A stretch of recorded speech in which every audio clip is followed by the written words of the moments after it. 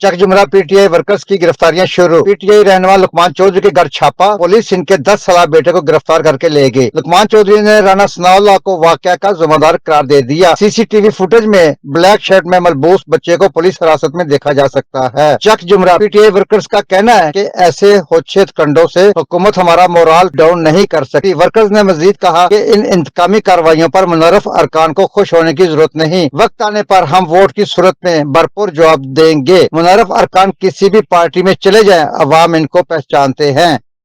जी अस्सलाम वालेकुम, मोहम्मद लुकमान बात कर रहा हूँ फैसलाबाद से।